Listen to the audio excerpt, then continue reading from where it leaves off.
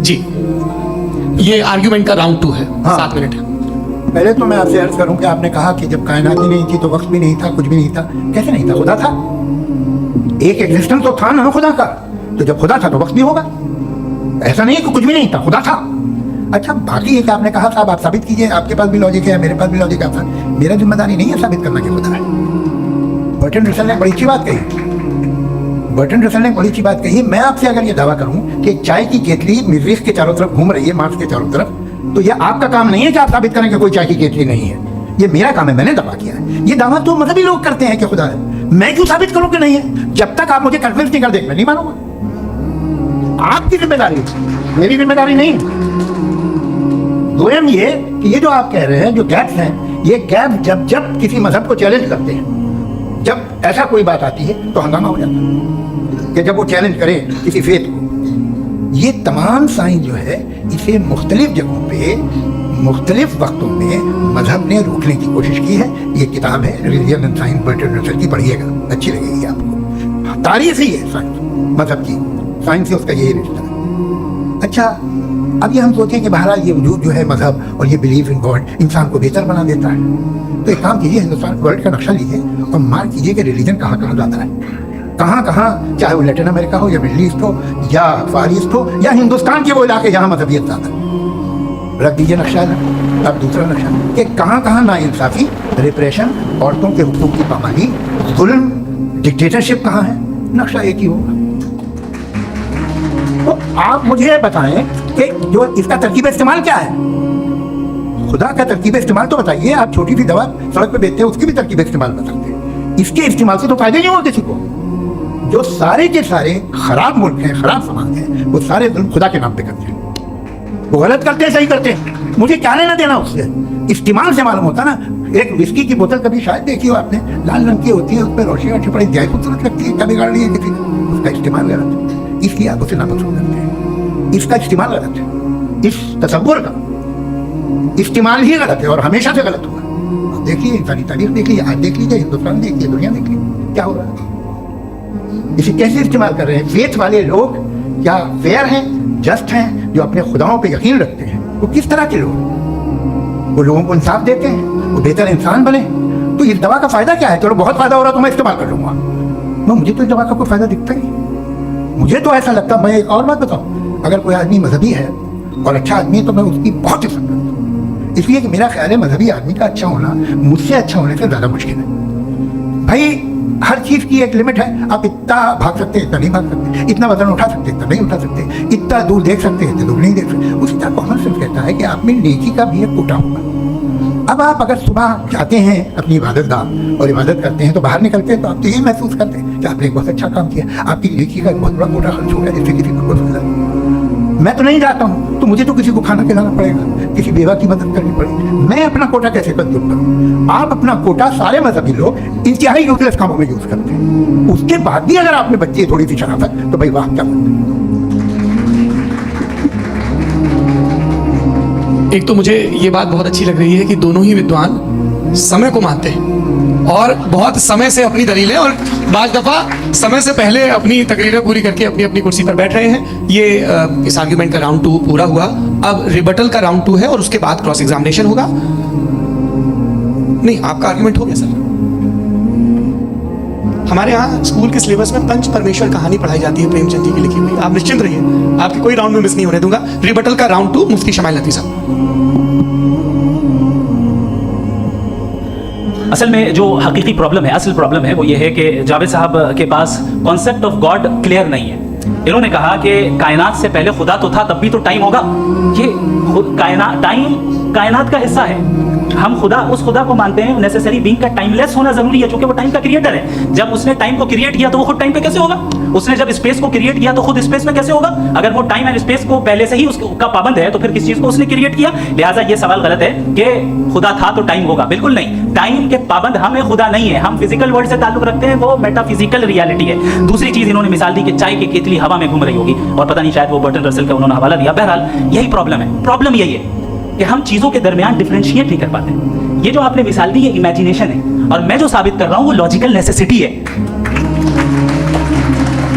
आप इमेजिन करना है तो कुछ भी करें, जुपिटर में पिंक एलिफेंट होगा, यूनिकॉर्न होगा, करें, उससे कायनात में क्या फर्क पड़ता है? उससे आप लॉजिकल नेसेसिटी साबित नहीं कर सकते।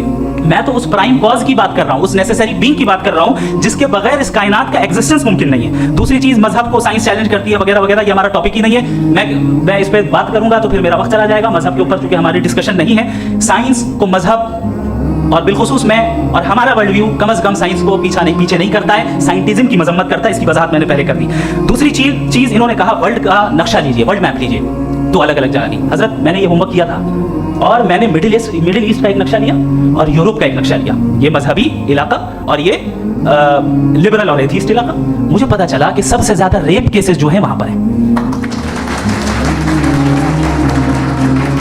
मुझे ये पता चला यूएन की रिपोर्ट के मुताबिक, मैं अपने घर से लेके आ रहा, कि जो वर्किंग वुमेन है यूरोपियन कंट्रीज में, उसमें 81% वुमेन सेक्सुअल हैरेसमेंट का वर्क में शुमार हो। ये मिडिल ईस्ट में नहीं हो रहा है, वो मजहबी लोग हैं इसलिए नहीं हो रहा है। दूसरी चीज, आपने ये कहा कि मजहबी आदमी का अच्छा होना हमारे अच्छे होने से बहुत मुश्किल है, बहुत मुश्किल है। तो इसका मतलब यह है कि गॉड के अलावा आपके पास अच्छे और बुरे का कोई स्टैंडर्ड है।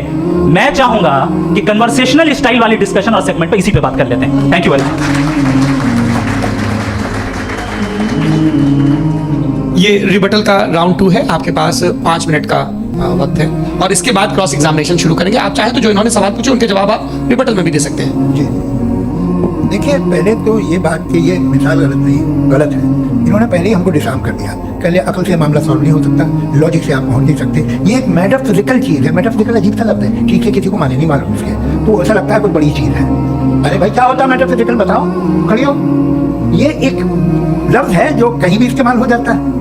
जब आप एक बात कर रहे हैं और आप मुझसे बहस कर रहे हैं तो मुझे मेटाफिजिकल मत बताइए, आप लॉजिकली मुझे प्रूव किए। और अगर लॉजिकली आप नहीं बात करते साहब ये मेटाफिजिकल है, तो फिर हम आप बात क्या कर रहे हैं?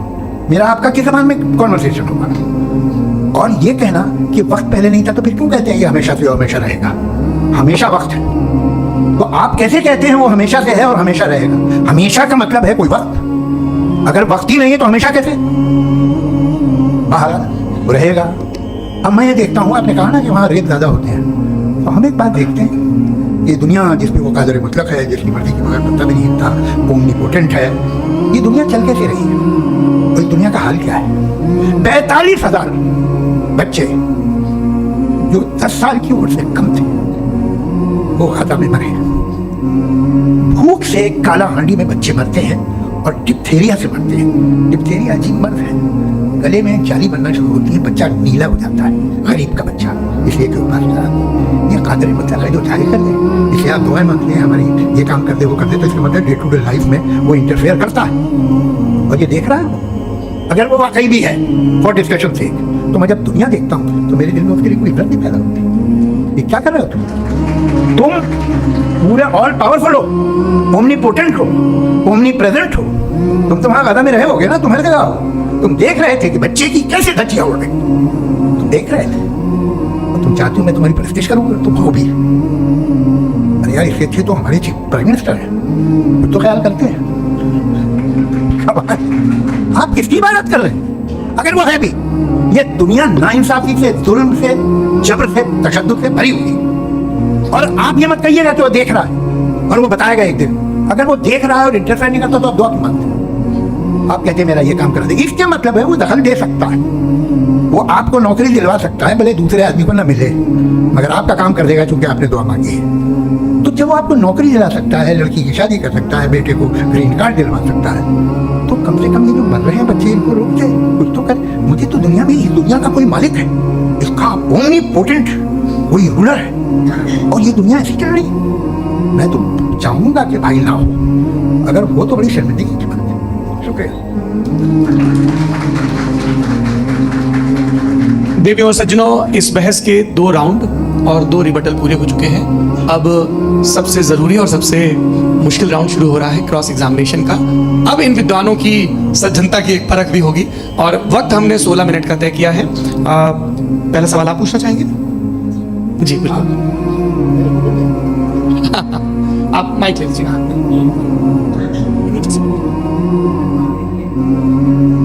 जी मैं डांस बता सकते हैं क्या? थोड़ा क्विकली डांस पीछे कर दीजिए बस थोड़ा सा। ताकि ये जो दाएं बाएं लोग बैठे हैं इसे हटाई दीजिए, अब हम लोग वहां पे जाने वाले हैं। आराम से आराम से आराम से।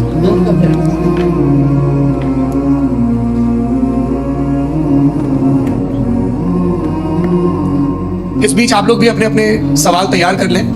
ये ध्यान रखेंगे कि मैं यहाँ से सवाल दूंगा, आप लोगों को अपना हाथ ऊपर करना है, अपना नाम बताना है और अधिकतम 3 वाक्यों में अपना सवाल पूरा करना है।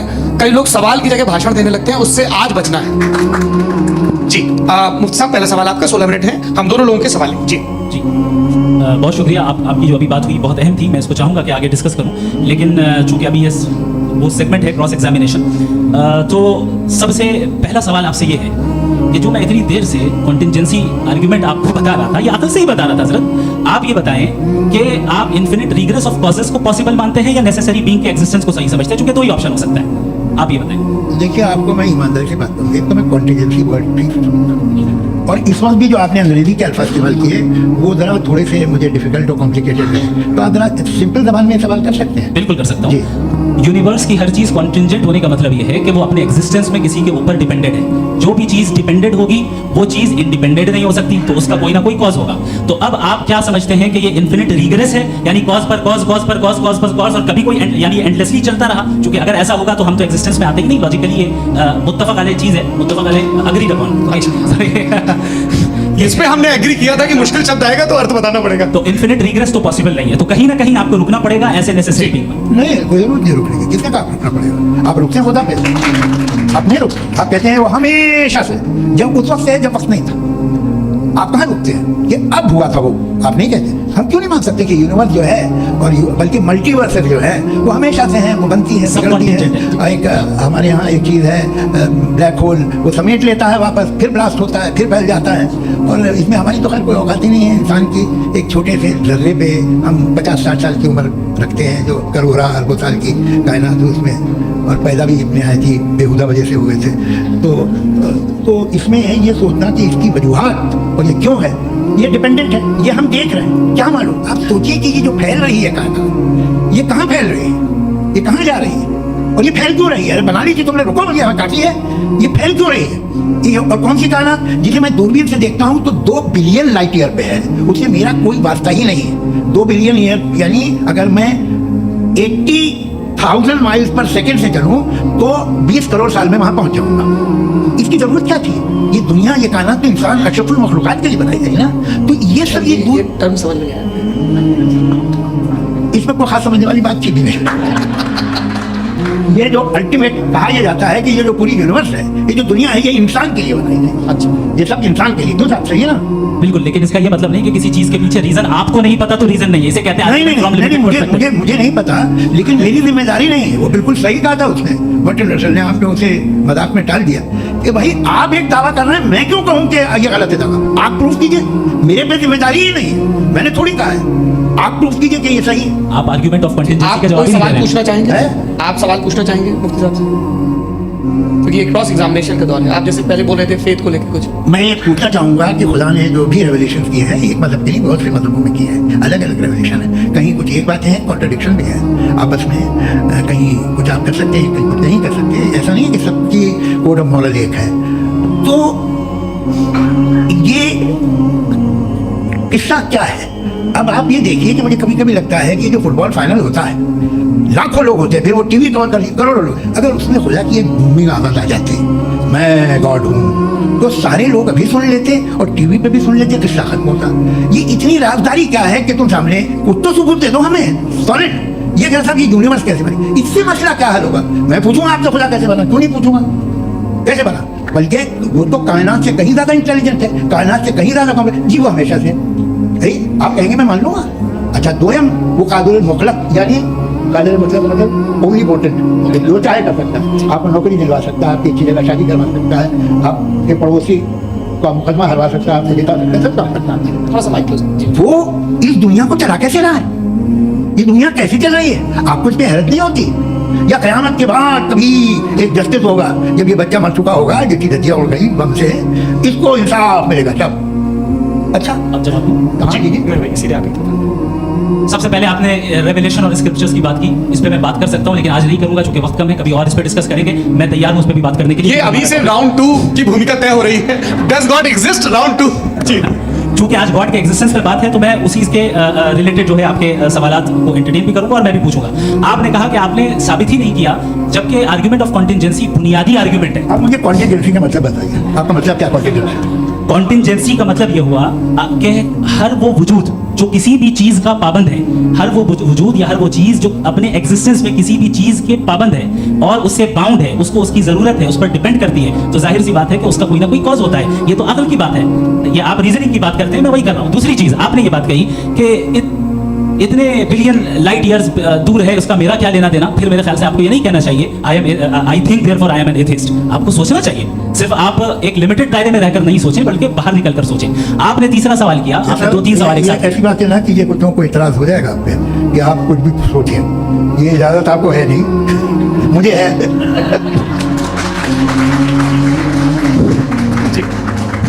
आपने प्रॉब्लम ऑफ इविल के ताल्लुक से सवाल किया और बार बार आप एक लफ्ज रिपीट कर रहे हैं कि ओमनीपोटेंट गॉड है, ऑल पावरफुल गॉड है।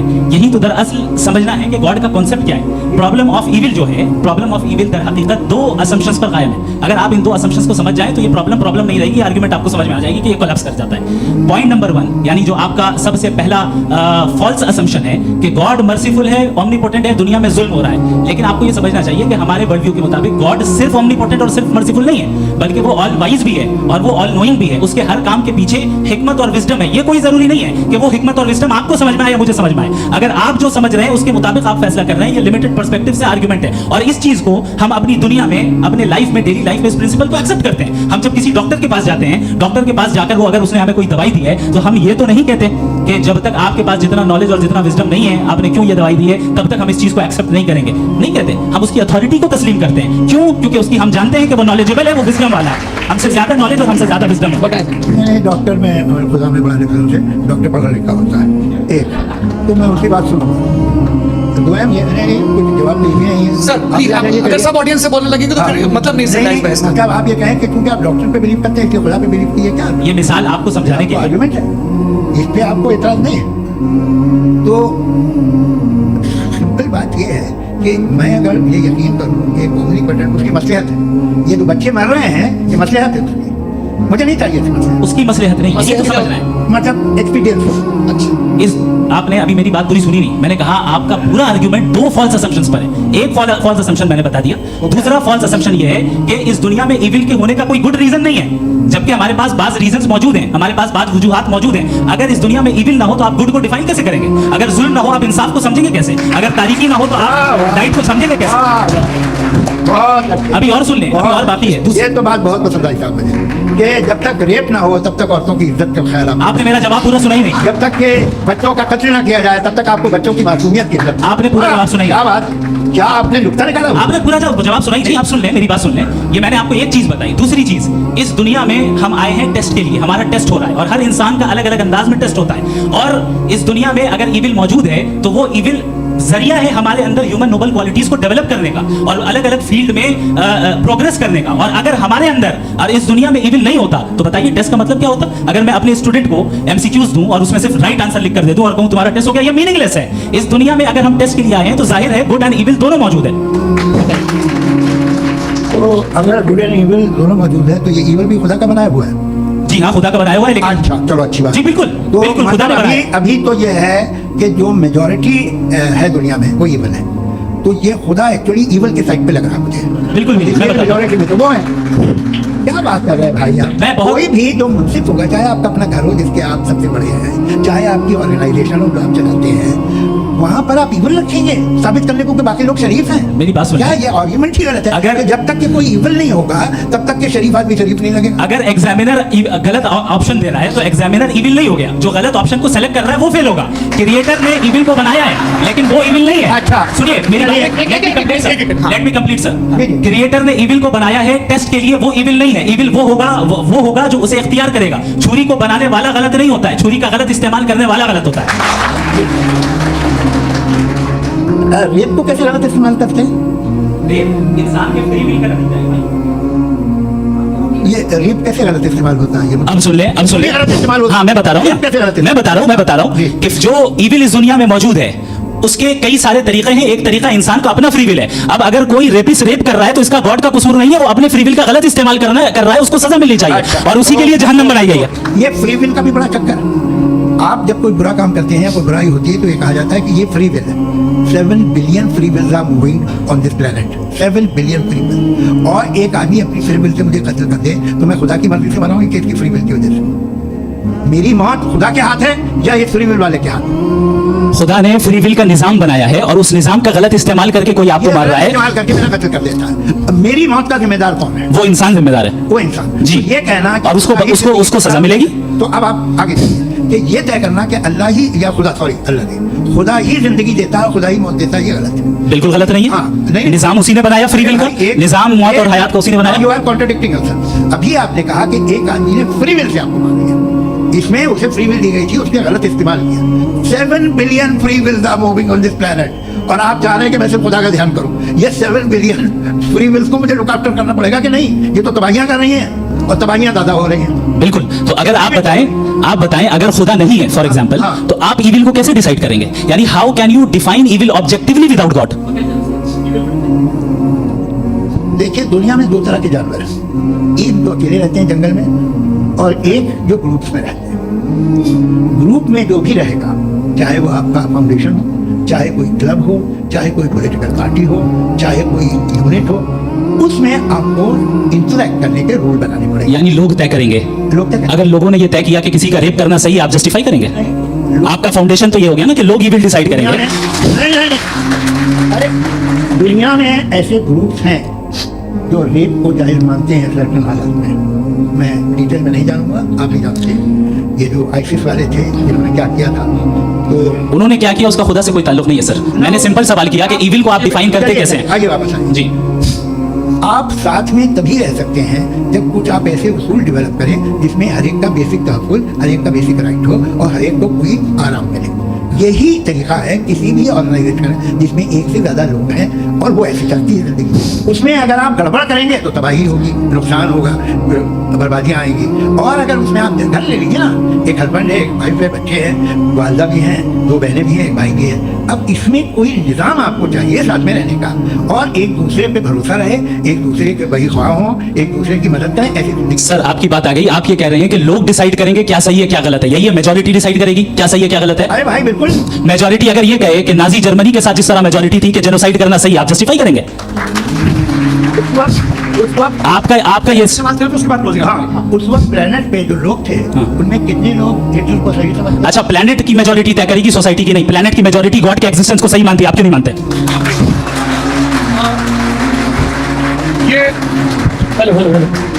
ये क्रॉस क्वेश्चन का राउंड यहाँ पर समाप्त होता है।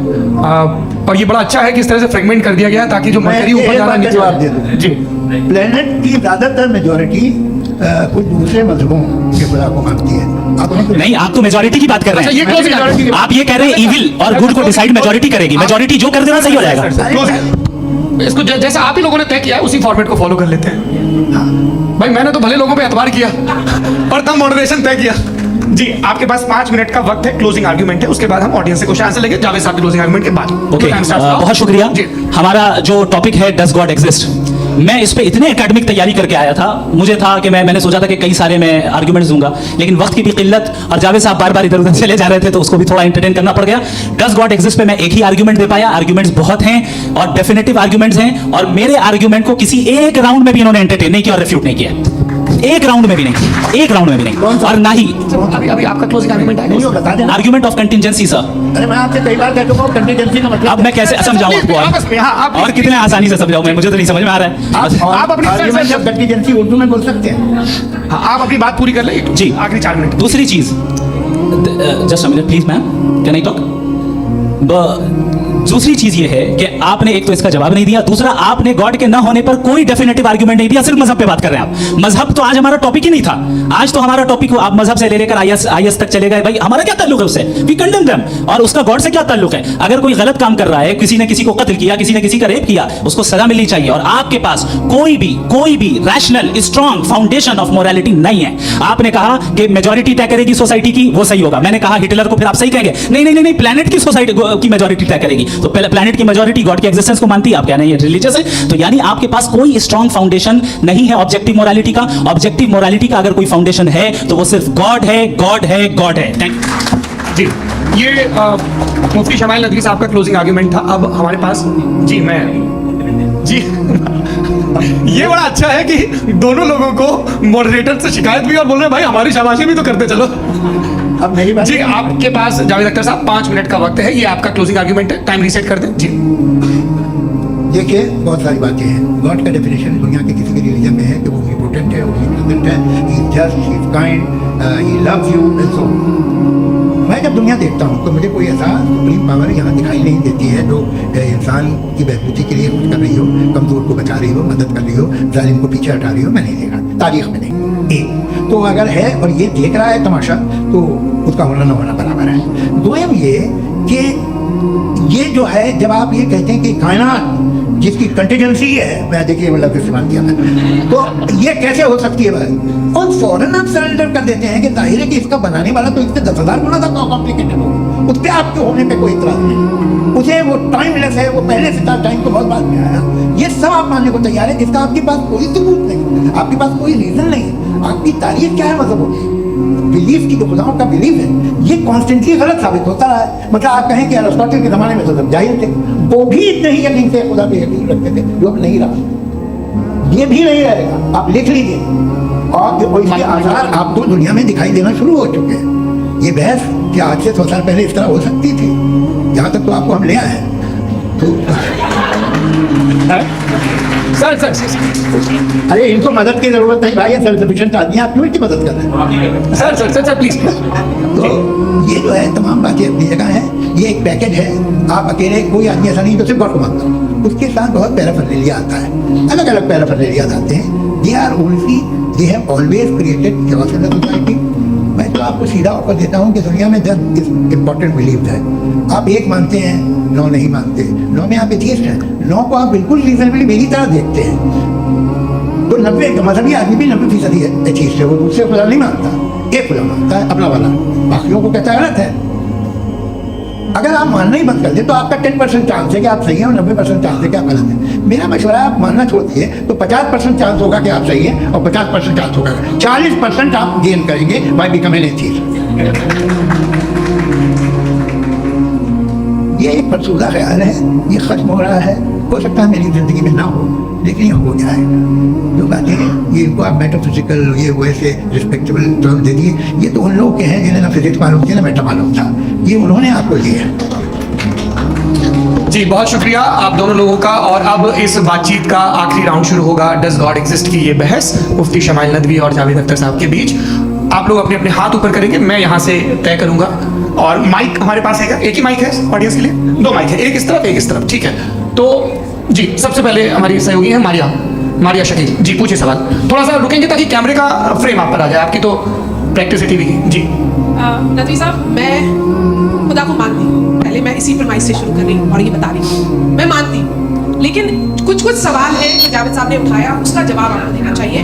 पहला सवाल ये कि गजा में सालों से छोटे बच्चे मर रहे हैं, वो उनको, अगर खुदा मर्सीफुल है, हम मानते हैं कि अल्लाह ताला में बहुत ताकत है, तो वो बच्चे क्यों मर रहे हैं? दूसरी बात ये कि अगर कंटिजेंसी की जो आप बात करते हैं, पूरे मुस्लिम ममालिक मिल करके भी उन गजा के बच्चों को क्यों नहीं बचा पा रहे हैं? क्योंकि अगर वो चाहते, क्योंकि अल्लाह ताला उन पर हुकूमत करते हैं, सब पर हुकूमत करते हैं, तो वो उनको क्यों नहीं बचा? जी, thank you you very much.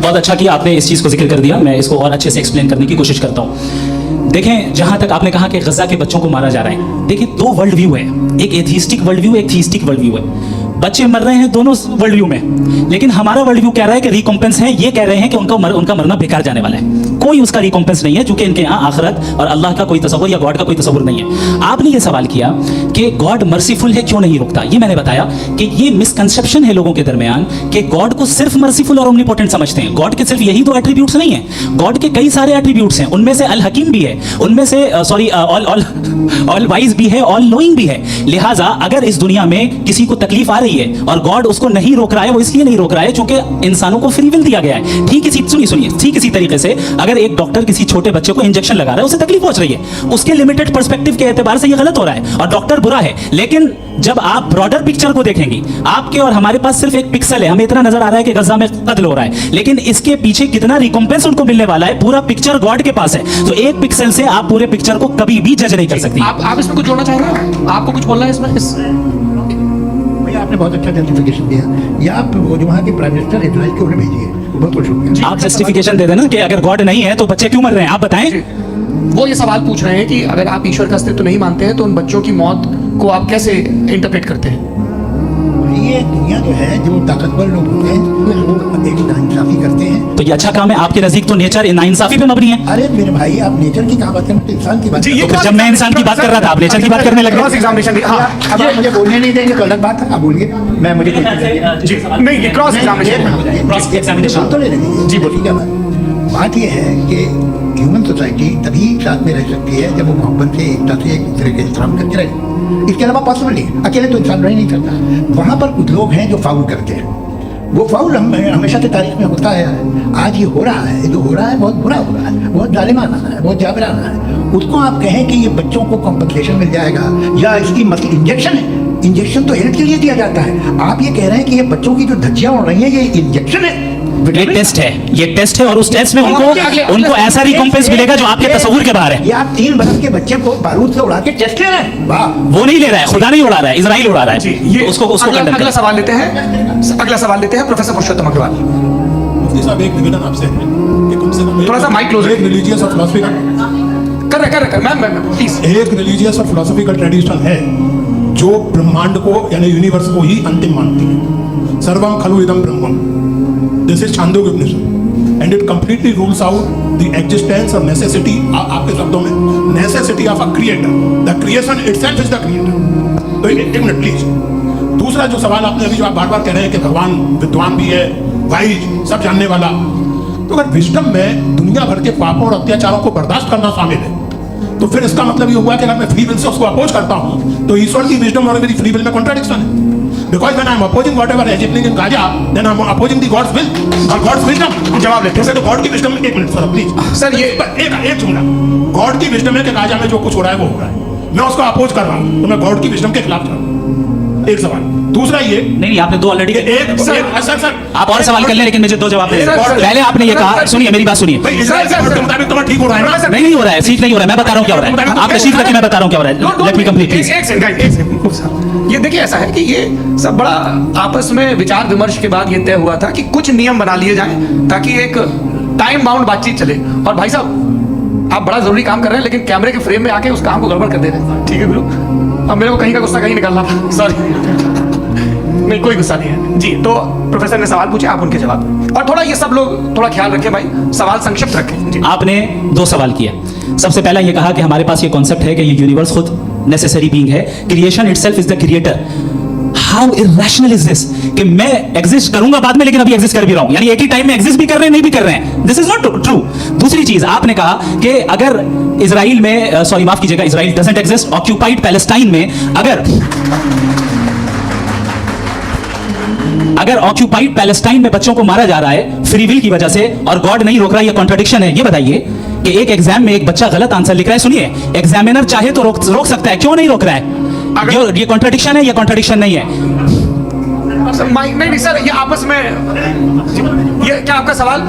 Mic free will दिया गया है टेस्ट के लिए, अकाउंटेबिलिटी के लिए। अगर फ्री विल नहीं होता तो आप कहते हैं हमें रोबोट बना दिया गया। नॉट मिसरिप्रेजेंट माय पोजीशन, आपकी जो भी पोजीशन, मैं अपनी फ्री विल के नाते, अपने ह्यूमन विजडम के नाते गाजा में हो रही अत्याचार का विरोध करता हूं। बिल्कुल करना चाहिए। के हिसाब से मैं गॉड की विजडम का विरोध कर रहा हूं। बिल्कुल नहीं, समाज हो रहा है गॉड की, बिल्कुल भी नहीं, बिल्कुल भी नहीं।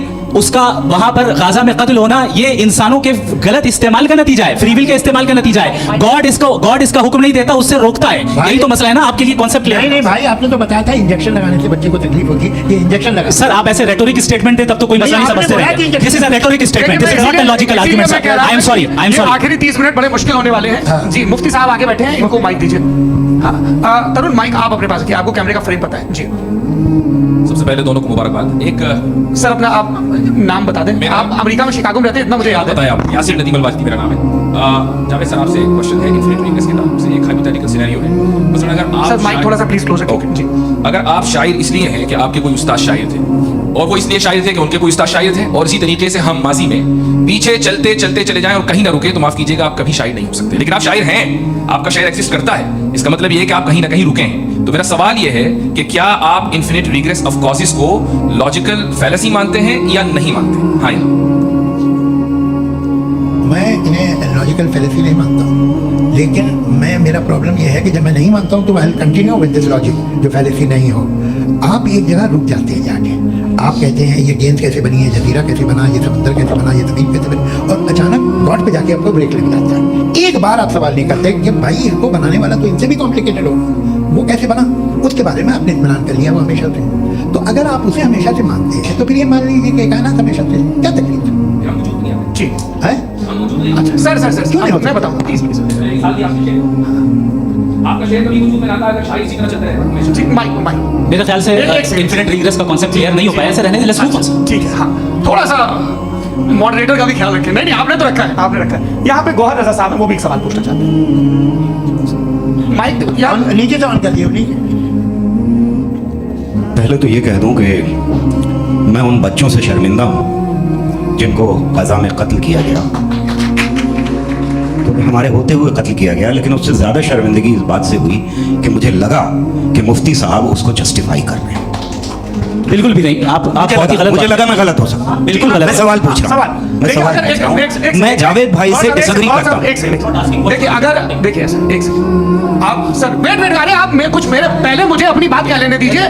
अगर ऑडियंस तय करेगी तो फिर मॉडरेटर का मतलब नहीं। मेरा आप सबसे ये कहना है, ये बहस दो लोगों के बीच में है, एक तरफ मुफ्ती साहब, एक तरफ जावेद साहब। पिछले 1.5 घंटे से ये लोग अपने अपने तर्क रख रहे हैं। आपकी इनसे इत्तेफाकी हो सकती है, ना इत्तेफाकी हो सकती है। मेरे उस्ताद मुझे सिखा गए हैं कि मुखामुखम में असहमति की गुंजाइश बची रहनी चाहिए।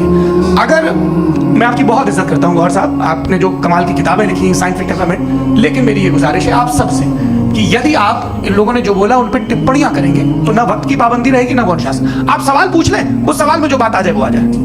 मैं जावेद साहब से डिसएग्री करता हूं, इसलिए जावेद साहब से सवाल पूछा। आपका सवाल जावेद अख्तर साहब से। और सवाल ये है मेरा कि जावेद साहब ने कई बार लॉजिक का इस्तेमाल किया कि साइंस में लॉजिक है और रिलीजन में लॉजिक नहीं है। मेरा ख्याल ये है कि रिलीजन में भी लॉजिक है, लेकिन उस लॉजिक की बेसिस ये है कि आप रुक जाते हैं, जिसका जिक्र जावेद साहब ने बार बार किया, यानी खुदा के तसव्वुर पे आते हुए, गॉड के तसव्वुर पे आते हुए रुक जाते हैं। और इसमें सवाल पूछना मतलब फॉरबिडन होता है। सवाल यह है कि क्या जावेद साहब इससे एग्री करते हैं कि साइंस की लॉजिक अलग है और रिलीजन की लॉजिक अलग है? बताइए सर। देखिए 3 चीज़ें हैं, साइंस है, एक है मंतिक है, इस्तिदलाल है, और एक जो है कुछ भी नहीं है, फेथ है, अकीदा है। मैं अकीदे की लॉजिक का कायल नहीं हूँ। मुझे आप इस्तिदलाल से, लॉजिक से, रीजन से समझाइए, मैं मानने को तैयार हूँ, मेरा क्या नुकसान होगा। लेकिन ये कि अकीदे पे मैं नहीं कर सकता। अकीदे का मतलब है कि तुम ये मान लो, सवाल करो, ये नहीं। आप सारी बातें करके, बड़ी साइंटिफिक बातें करके एक जगह जाके खुदा के वजूद में रुक जाते, सरेंडर कर देते। मैं सरेंडर करने को तैयार हूँ। जी ये आगे सर बैठे हुए, इनको माइक दीजिए। भाई वो आपको क्या चाह रहे हैं? हाँ नहीं जी आपका नाम? आसिम इफ्तिखार। आसिम जी पूछिए। सर जावेद सर से सवाल है कि आपने अपने क्लोजिंग माइक थोड़ा करीब अपने क्लोजिंग स्टेटमेंट में बात कही थी कि मजहब का जो फ्यूचर है वो ज़्यादा दिन नहीं जाने वाला है, लेकिन मैं देख पा रहा हूँ कि जो ऑक्सफोर्ड यूनिवर्सिटी की एक स्टडी है 2011 में हुई है, जिसके 50 एकेडमिशियंस ने इसको अंजाम दिया था, उसमें वो ये कहते हैं कि जो फेथ इन गॉड है वो इनबिल्ट है ह्यूमन नेचर के अंदर, जिसको हम कहते हैं फितरत के अंदर शामिल है वो। और वो ये कहते हैं कि अगर कोई ये समझता है कि मजहब को वो ख़त्म कर देगा तो ये उसकी गलत फहमी है। तो आप इसके बारे में, इस स्टडीज़ के बारे में क्या कहते हैं? ठीक है। मैं उनसे एग्री नहीं करता हूँ। कौन से प्रोफेसर होंगे? अच्छा उनके पास डेटा है, इन्होंने डेटा के बेसिस होगा। डेटा क्या हो सकता है? फ्यूचर का डेटा तो नहीं हो सकता ना उनके पास, प्रेजेंट का डेटा हो सकता है। डेटा आपने सुना 100 साल पहले का बात का डेटा? मैंने तो नहीं सुना अभी तक। तो आज उनकी ये राय है और हो भी राय, ठीक है, दुनिया में तरह तरह की राय है लोग। लेकिन मैं समझता हूँ कि वक्त के साथ इंसान ज़्यादा से ज़्यादा रीजनेबल और लॉजिकल होता जा रहा है। आज आप देखिए वेस्टर्न यूरोप में क्या परसेंटेज है नॉन बिलीवर की? बहुत हाई, वहाँ चर्च खाली पड़े होते हैं। तो अल्टीमेटली तो इंसान कोई ऐसी बात बहुत अरसे तक नहीं मान सकेगा, चाहे गलत कैसे, जो उसे, उसके दिमाग को, उसके जहन को, उसकी लॉजिक को अपील लगे। वो कह रहे हैं तो ऑक्सफोर्ड के होंगे, कैम्ब्रिज के होंगे, मुझे क्या लेना देना। उनका डेटा मुस्तकबिल का नहीं हो सकता है, जी दीपक, हाँ पूछिए। मैं आऊंगा अभी, पीछे की साइड भी आऊंगा, माइक वहीं भेजूंगा 2-3 साल में। जी जावेद साहब आपसे सवाल है। नमस्ते। अरे भाई सर, अगर आप ही लोग को तय करना है तो फिर सब फिर 200 लोग तय कर लेंगे। नहीं sir, please don't do this sir. Everybody has a right sir, but we can only take selected questions. Sir ये यंग लोग भी हैं तो इनकी ये उतने यंग, भाई आप यंग हैं कि नहीं है? वो कह रहे हैं वो भी यंग है साहब, आप उनकी नौजवानी पर दावा उनको ही करने दें। हाँ मुफ्ती साहब आप यंग, हाँ पूछे। अरे भैया सर मेरा सवाल ये है, इनसे भी तो पूछो। जी हाँ, मेरे आपसे सवाल है, जैसे थीस्टों के पास अपने जो ईश्वर को मानते हैं उनके पास अपने सोशल गेट टुगेदर्स हैं, 5 रोज़ा क्रिसमस आने वाला है, होली है, दिवाली है, ईद है। एथिस्ट क्या ऑफर कर रहे हैं? मतलब मैं इनकी दुकान से बुरमा आना चाहता हूँ उस तरफ, पर मैं अट्रैक्ट नहीं हो पा रहा हूँ। मैं सोशल गेट टुगेदर्स क्या है आपके पास? वो ये कह रहे हैं कि जो धार्मिक लोग हैं, अलग अलग धर्म के लोग, उनके उत्सव त्योहार कॉन्ग्रेगेशन बहुत हैं। अब आपको मैं एक सुनाता हूँ, यहाँ हिस्टोरियन भी बैठे हैं। मृदुला जी आप बताइएगा सही है क्या?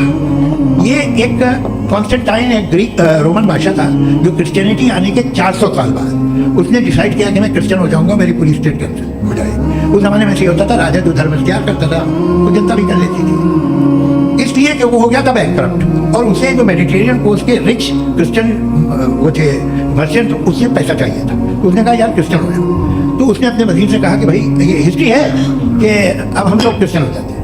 पहले सर हो जाएंगे, कोई प्रॉब्लम नहीं है, लेकिन एक प्रॉब्लम ये है कि 17 दिसंबर से 25 दिसंबर तक जो पेगन फेस्टिवल होता, जो पेगन फेस्टिवल हो, जो फेस्टिवल होता है वो बंद हो जाएगा, इसलिए कि हम क्रिश्चियन हो गए तो होगा नहीं। तो वो बच्चों को बहुत बुरा लगेगा, पब्लिक को बहुत इंजॉय करते हैं, खासतौर से 25 को मेन डे। हाँ ये तो सही कह रहे हो, ये जीसस क्राइस्ट की पैदाइश कब थी? पहले था वो अप्रैल में थी, नहीं कट करो, वो 25 दिसंबर को। ये हकीकत है। और 400 साल बाद क्रिश्चियनिटी के अप्रैल से दिसंबर ले आए, और इसलिए कि यहाँ पेगन फेस्टिवल होता था। अब मनाते हैं भारत। ये जो सारे फेस्टिवल हैं ये रिलीजन थे, हर एक को एक एंटरटेनमेंट डिपार्टमेंट चाहिए होता है अपनी कंपनी चलाने के लिए। तो ये रिलीजन ने, ये सेकुलर त्योहार थे जिन्हें रिलीजन ने ले लिया है। ये मौसम के थे, फसलों के थे, किसानों के थे, उसको आपने लेकर रिलीजियस रंग दे दिया। ये तो ये रिलीजन से थोड़ी आए। आप अच्छा हमें देखिए, हम तो मुझे हैं, हम ईद मनाते हैं, हम दिवाली मनाते हैं, हम होली मनाते हैं, हम क्रिसमस मनाते हैं। बम्बई की फिल्म इंडस्ट्री की सबसे बड़ी होली हमारे घर में, सबसे बड़ी ईद हमारे घर में। वो हमारी सोशल है, हमारा हेरिटेज है। ऐसे थोड़ी है कि throw the baby along with the water. ये तो अच्छी चीज़ है, इन्हें रखो, तो बेकार है, फेंक दो। जी हाँ हेलो जी, मेरा सवाल नादवी जी से है। जैसा कि आपने बोला कि गॉड टाइम के भी परे है, और गॉड इतनी कॉम्प्लेक्स चीज़ है कि उसे ह्यूमन माइंड समझ नहीं सकता, और गॉड ने अर्थ पे फ्री विल भी दे दी है।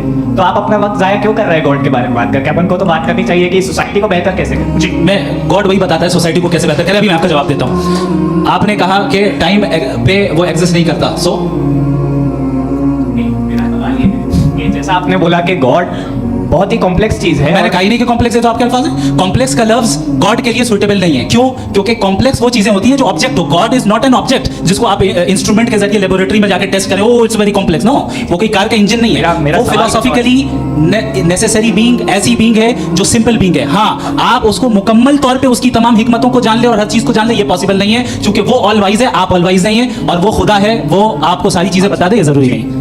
मेरा सवाल ये नहीं था, मेरा सवाल ये था कि जब गॉड इतना परे है इस दुनिया से कि उसने अर्थ पे फ्री विल भी दी है, हम सब ह्यूमंस की फ्री विल है, और जो सोसाइटी में हो रहा है वो अपन लोग डिसाइड करेंगे, तो अपन लोग डिसाइड नहीं करेंगे ना, अपन लोग डिसाइड नहीं करेंगे। गॉड जो है, गॉड ने वो उसकी जात, उसकी एग्जिस्टेंस टाइम एंड स्पेस से परे है, लेकिन वो हमारा टेस्ट ले रहा है, और उसी गॉड ने हमें बताया कि तुम्हें क्या करना है क्या नहीं करना है, तो जाहिर उस गॉड की बात सुनेंगे ना। वो पीछे एक चश्मा लगाए जो मैम खड़ी हैं, उनको दीजिए। हाँ आप जी बिल्कुल आएंगे, बिल्कुल मैं कोशिश कर रहा हूँ सब तरफ जाने की। हाँ उनको दीजिए माइक जी। हेलो सर, मैं ओमनी प्रेजेंट नहीं हूँ, टाइम पाबंद हूँ, और जहाँ तक कोशिश कर सकता हूँ करूँगा। जी आपका नाम बताइए। मेरा नाम उर्सुला है, मैं दिल्ली यूनिवर्सिटी की एक स्टूडेंट हूँ, और मैं स्टूडेंट फेडरेशन ऑफ इंडिया से। मेरा सवाल मुफ्ती जी से है कि इस हॉल के इस कमरे में बैठ के हम लोग रेप की मोरालिटी के बारे में फिलोसफिकली बात तो कर सकते हैं, बट असलियत ये है कि रोजमर्रा की जिंदगी में औरतें रेप के थ्रू गुजरती हैं, और हम लोग सिर्फ नंबर्स पे इस तरह नहीं देख सकते, क्योंकि कितनी औरतें हैं इन कंट्रीज में जहाँ पे आप बता रहे हैं कि केसेस कम हैं, जिनका एक्सेस है कि वो जाके केस फाइल कर सके। कितनी औरतें हैं जो जिनको काम करने की आज़ादी है उन कंट्रीज में। यूरोप में ये आज़ादी आ गई, यूरोप में ये रूल्स आ गए, तो हम आज उसके बारे में बात कर पा रहे हैं। जी जाओ। आपने ये कहा कि कमरे में बंद होकर हम लोग इस पर फिलोसफिकली बात कर सकते हैं, लेकिन हकीकत में क्या हो रहा है, वो ग्राउंड लेवल पे क्या हो रहा है जो बहुत गलत हो रहा है, और वो सफ़र कर रही है। आई एग्री, बहुत गलत हो रहा है। और जो गलत हो रहा है उसको हमें रोकना है। और क्यों रोकना है, वो गलत क्यों है, हमारे पास इसका ऑब्जेक्टिव फाउंडेशन है, इनके पास उसका ऑब्जेक्टिव फाउंडेशन नहीं है। मैं ये कहना चाह रहा हूं कि जहां पे भी जुल्म हो रहा है, जहां पे भी औरत पे जुल्म हो रहा है, या उसकी इज्जत लूटी जा रही है, या उसे तकलीफ पहुंचाई जा रही है, और सिर्फ औरत नहीं, किसी इंसान के ऊपर भी जुल्म हो रहा है, तो उसके खिलाफ खड़ा होना, ये मोरालिटी हमारे पास गॉड के पास से आई है। वरना जावेद साहब तो कह रहे हैं कि जो है मेजॉरिटी डिसाइड करेगी, तो मेजॉरिटी तो कभी भी बदल सकती है। क्या ये थोड़ी सी आपको गलतफहमी है। मैं अगर मेरे जुमले से ये मतलब निकला या मैंने कहा तो ये जुमला मैं वापस लेता हूँ, ये मेरा मतलब ही नहीं था कि मेजॉरिटी डिसाइड करे। मेजॉरिटी डिसाइड करे तो दुनिया में बड़ी वैसे आपने कहा था ये जुमला, ये तो हो सकता है, मैं मान रहा हूँ। बाद में रिकैप कर लेंगे। अरे भाई, एक सेकंड मैं अपनी एक्सप्लेनेशन दे रहा हूँ। मुनासिब बात यह है कि हम सब के सब दिल में जानते हैं कि क्या अच्छा है क्या बुरा है। हमें पता अच्छी तरह, जो लोग बुरे काम करते हैं उन्हें भी मालूम अच्छा अच्छा। यही तो सवाल था हजरत, कि फिर ये मोरालिटी आई कहां से? क्रॉस एग्जामिनेशन, हाँ जी हाँ। मोरालिटी साथ रहने की डिजाइन से आई है। यानी साथ रहकर जो कुछ कह दे, जो कुछ कर दे, वो हो जाएगा? नहीं तो आप कायदे से रह ही कर सकते हैं जब तक लोगों में मोरालिटी हो, वरना क्या हो जाएगा। ये आपको कैसे पता? जी हमने देखा ना जहाँ मोरालिटी का क्या हो गया, हम देखते हैं कहाँ पे देखते हैं? भाई दुनिया में काम जो ये- है, ये- आप ये- एक अभी कहीं मैं पे आप अगर लोगों गलत को हो रहा है इस बहस तो के उसको बाद आप में आप गलत लोगों देखिए। को क्या- सर, आप मुफ्ती साहब, मैं- एपिस्टेमोलॉजी की बात कर रहे हैं, मैं ऑन्टोलॉजी की बात कर रहा हूँ। मैं इस बहस के बाद फाउंडेशन आप क्या दोनों लोगों को चाय पे होस्ट फाउंडेशन करूंगा, वहां पे क्रॉस एग्जामिनेशन कर लीजिए। अभी ऑडियंस का हक मार रहे हैं आप लोग भाई, सर- जस्ट लोग हैं आप लोग। और सर भाई ये हाँ, उधर उधर आएंगे, उधर आएंगे। जी सर, आएंगे, आएंगे। अच्छा सर मेरा नाम लहीकुर रहमान है और मैं अलीगढ़ मुस्लिम यूनिवर्सिटी का स्टूडेंट हूँ। और जहाँ तक मुझे पता है कि sir you are also product of Aligarh Muslim University. मैं भी उसी चमन का बुलबुल। हाँ सर, तो बड़ी खुशी हुई मुझे जान करके कि मैं आपसे मिलूंगा। सवाल सर मेरा सवाल यह है, सर सैयद अली रहमा का नज़रिया यह था कि खुदा के वजूद को अकल के दायरे में रह करके तलाश करना, न कि पूरी तौर से उसका इनकार कर देना। Sir how will you define it? नहीं तो ये तो आप इन्हें बताइए। ये सर, सवाल है आपसे। कि खुदा का वजूद साबित कर रहे हैं। नहीं सर, आपने इनकार कर रखा है, इस वजह से मेरा क्वेश्चन उन्होंने यही सर एक सेकंड सर सैयद ने यही कहा ना कि अकल से आप खुदा के वजूद को साबित नहीं कर सकते, यही कहा ना भाई। वो उन्होंने कहा कर सकते हैं और वो कर दिया गया आज। हाँ, वो तलाश करना या साबित करना अकल से नहीं हो सकता। अरे सवाल तो सुन लीजिए जी। अकल से नहीं हो सकता है, यही कहा ना आपने। अकल से हो सकता है। अरे वो यही कह रहे हैं भाई, आप बता रहे हो सकता है, वो तो कुछ और। आप अगर सर देखो नौजवान, फोन ले लो, ये इतनी कमाल की यूनिवर्सिटी है। अरे भाई, दे दो ना जरा, अरे दे दो भाई भाई। मेरी बात सुनो, नहीं, माइक मैं में सुन- बोलो ताकि जो लाखों लोग देख रहे माइक दे हैं। दो ना। अरे देंगे ना माइक, तो ठहरो तो। हाँ सर मेरा सवाल ये था कि सर सैयद अली रहमा का एक नज़रिया था अपना कि खुदा का जो वजूद है उसको अकल के दायरे में रह करके तलाश करना है, न कि पूरे तौर से इनकार कर देना है। ये उनका कॉन्सेप्ट था। लेकिन मेरा सवाल ये है कि आप इसको कैसे डिफाइन करते हैं, एक्सप्लेन कैसे करेंगे? मैं आपसे मैंने जानना अकल के चाहता दायरे हूँ, में- क्योंकि you are the product of Aligarh Muslim University. मुझे अकल के दायरे में रखे मैंने बहुत तलाश की, मुझे मिला नहीं। हाँ ये इधर वो चश्मा लगाए जो, हाँ उनको दे दीजिए। जी जी फटाफट पूछिए, 5 मिनट है, 5 मिनट में खत्म हो रहा है। हाँ मुफ्ती साहब, मेरा सवाल जावेद अख्तर साहब से। क्या नाम है आपका? भैया मुझे ना पूछ रहे हैं। फैज, पूछिए फैज साहब। तो मेरा सवाल ये है कि अभी जो एथियस्ट है वो problem of evil argument use कर रहे हैं अगेंस्ट मुस्लिम्स, राइट? इस दुनिया में इतना सारा इविल है और अगेंस्ट मुस्लिम तो यहाँ अगेंस्ट थियस्ट। हाँ थोड़ा सा करेक्ट कर लीजिए भाई, पूरी मशक्कत ही इसी बात की थी, इसी एक मजहब पे बात न टिके। जी, तो बेसिकली आर्गुमेंट ऐसा है कि इस दुनिया में इतना ज्यादा इविल एग्जिस्ट करता है और अगर एक ऑल गुड गॉड है तो वो रोकता क्यों नहीं है? लेकिन इस सवाल में एक हिडन अजम्पशन ये है कि इस दुनिया में इविल एग्जिस्ट करता है। अब एथियस्ट ही कैसे ऑन्टोलॉजिकली प्रूव कर सकते हैं कि इस दुनिया में इविल एग्जिस्ट करता है? मैं आपको बताता हूँ, थोड़ा सा समझा। नहीं सर, आप लोग इनको सुनिए, नहीं please don't do that. I want to explain ontology. नहीं हम समझ गए सर, इनको आप जवाब दे दीजिए। अच्छा सवाल पूछ लो मैं। अभी तक क्या था वो मैं थोड़ा सा ऐड ऑन कर लेता हूँ। तुम गुरु, तो हम जब इसका राउंड 13 करेंगे ना तब तुमको स्टेज पे बिठाएंगे। जी तो हाँ जल्दी से। तो देखिए एथियज्म के हिसाब से सब कुछ रैंडमली बन गया है, सब कुछ एटम्स और मॉलिक्यूल्स है। एक पत्थर में और मुझ में सिर्फ इतना फर्क है कि हम लोग एटम्स और मॉलिक्यूल्स का अलग अलग रीअरेंजमेंट है। अब एक पत्थर को कोई इंसान तलवार से 2 टुकड़ों में काट दे या मुझे, according to atheism it is same, there is no evil and good according to atheism. जी जी अच्छा, फैज साहब का सवाल ये है कि हाँ कोशिश भी करते तो इससे गलत सवाल नहीं कर पाते। एक लाइफ फॉर्म है और लाइफ फॉर्म में फीलिंग है, मतलब लाइफ फॉर्म सुनता है, देखता है, टेस्ट कर सकता है, फील कर सकता है। तो उसकी जो ये जो क्वालिटी इस बबल में आ गई है वो जानवर में भी है, इंसान में भी है। तो जाहिर है कि उसे कोई तकलीफ पहुंचेगी तो चूंकि उसके पास वो सेंसिटिविटी है तो उसमें करेगा। पत्थर में वो सेंसिटिविटी नहीं है। तो ये क्या सवाल हुआ कि अगर पत्थर को काटा तो पत्थर को तकलीफ नहीं होती, तो आपको काटे तो आपको क्यों तकलीफ होगी? बैठ जाइए। जी हाँ अगला सवाल।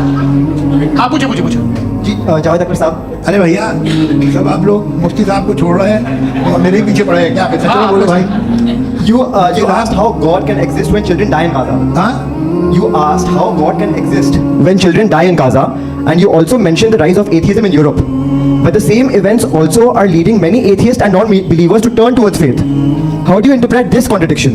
Where suffering pushes some away from God, yet brings others closer to belief. देखिए, आपको एक बात बताऊं, दुनिया परफेक्ट तो कहीं भी नहीं है, हर जगह कुछ खामियां हैं। बेटा एक मिनट, मैं आप ही को कहेंगे देखो वो तो कुछ खामियां, कमजोरियां, खराबियां सब जगह है। लेकिन अगर देखोगे ईमानदारी से कि दुनिया सबसे ज़्यादा महत्व कहाँ है, एक आम शहरी को कहाँ हुकूक हासिल है, वो बोल सकता है, अपनी मर्जी से काम कर सकता है, अपनी मर्जी से राय दे सकता है, हुकूमत के खिलाफ बोल सकता है, बरसर इख्तिदार लोगों के बारे में बोल सकता है, सरमायादारों के खिलाफ बोल सकता है। तो आपको ये स्कैंडिनेवियन कंट्रीज में मिलेगा, वेस्टर्न यूरोप में मिलेगा। मैं नहीं कह रहा वो परफेक्ट है, बिल्कुल नहीं, वहाँ बहुत खराबियाँ भी हैं, परफेक्ट तो कोई। लेकिन जिन जिन मुल्कों में, लैटिन अमेरिका देखो, गल्फ देखो, वहाँ पर आपको ये ज़रूर है कि रेप नहीं होते होंगे। रेप की ज़रूरत क्या है भाई, उसको तो खरीद लो, घर में रखो, सड़क पर रेप करने की क्या ज़रूरत है। मगर सुनिए सुनिए सुनिए, मगर हकीकत ये है कि वहाँ शख्सी आज़ादी राय देने की, बोलने की नहीं है। जी, ये एक आखिरी सवाल मुफ्ती साहब से। हाँ, मैं इनको माइक दीजिए। मेरा नाम मनीषा है, मैं हरियाणा से आई हूँ। मैं मुफ्ती साहब से एक बात पूछना चाहती हूँ। आप बार बार जावेद साहब को कॉन्ट्राडिक्ट तो कर रहे हैं कि आपने ये कहा, लेकिन आप भी असम्पशंस के बेसिस पे बात कर रहे हैं। आपने खुदा के होने का कौन सा प्रूफ पेश किया है, खुदा की एग्जिस्टेंस का? अब इस सवाल को अलग रहने दीजिए, कौन एथीस्ट है कौन नहीं है। और दूसरी बात जो आपने एक छोटी सी कही थी कि ये फ्री विल का इस्तेमाल करता है इंसान अपनी, लेकिन उस फ्री विल का इस्तेमाल में मतलब खुदा ने ये दे दी सबको ये इजाजत कि वो कितना घिनौनापन और कितने ज्यादा खराब से खराब तरीके इस्तेमाल कर सकते हैं। आप फ्री विल को मानती है ना, या आप कहती है कि फ्री विल नहीं है ना, मानती है ना? तो अब आपके पास इसका कोई एक्सप्लेनेशन नहीं है कि अगर एक इंसान उस फ्री विल का इस्तेमाल करके गलत काम कर रहा है और बच के अच्छी जिंदगी गुजार के निकल जा रहा है, उसका कोई रिकॉम्पेंस नहीं है। हमारे वर्ल्ड व्यू में जो इंसान गलत काम कर रहा है उसको भी रिकॉम्पेंस यानी उसका बुरा बदला मिलना है, और जो सही काम कर रहा है उसको सही बदला मिलना है। लिहाजा जो फ्री विल है वो इस तरीके से है कि एक लिमिटेड टाइम तक खुदा ने मोहलत दी है। ऐसा नहीं कि छूट दे दी, जो करना है करते रहो हमेशा। वक्त आएगा जब एग्जाम का टाइम खत्म होगा तब रिजल्ट आएगा। दौरान एग्जाम जबरदस्ती आपको नहीं बताया जाएगा। अरे भाई एक मिनट, जी सवाल मुफ्ती साहब से मेरा, मुफ्ती साहब से रुक जाइए, आपसे इसके बाद मैं मुफ्ती साहब एक ही सवाल करता हूँ कि अगर जो हो रहा है फ्री विल से हो रहा है और एक दिन बरोज़े क़यामत इंसाफ होगा महशर में वगैरह वगैरह, तो दुआ क्यों मांगते हैं? दुआ मांगते हैं इसके मतलब है अभी भी उसने ये डिपार्टमेंट रखा है कि मैं रोजमर्रा की जिंदगी में बिल्कुल बिल्कुल ही कैन। तो तुम कैन हो, तुम मुझे नौकरी दिला देते हो, मेरे बेटे को ग्रीन कार्ड दिला देते हो, और 45,000 बच्चे मरते उन्हें रोकते नहीं हो। नहीं तो क्या आप ये कह रहे हैं कि इस दुनिया में जालिमों को कभी पकड़ी नहीं होती है? अरे जो भी पकड़ होगी वो बच्चे रोते हैं। बिल्कुल, देखिए मैंने अपने ओपनिंग स्टेटमेंट में यही कहा था कि जनाब जावेद साहब सिर्फ इमोशनल आर्गुमेंट है। This is an emotional argument. ये छोटे मोटे इसके पीछे का रीजन मैंने बताया क्या है, इसके पीछे का रीजन क्या है मैंने बताया। मंच से आप लोगों को सज्जनों इसलिए कह रहा हूं ताकि थोड़ा सा आपके कॉन्शियस पे जोर रहे कि आपको ऑर्डर बचा के रखना है। वक्त तय हुआ था, ये वक्त पूरा हुआ, आपने इतने धैर्यपूर्वक सुना, मैं आप सबका बहुत बहुत शुक्रगुजार हूं। यदि इन दोनों विद्वानों की इच्छा होगी तो कभी हम इस बातचीत का राउंड 2 राउंड 3, यही तो देखिए खूबी है इंसान की कि बहस मुबाहिसे में वो पड़ा रहता है। आप लोगों ने बड़े धैर्य का परिचय दिया, बहुत बहुत शुक्रिया। इसी के साथ ये बातचीत आप लोगों को मैं एक बात बता दूं, ये सारी बहस हो गई, अब मुफ्ती साहब और बड़े मुफ्ती साहब इन के साथ में खाना खाने वाला हूं।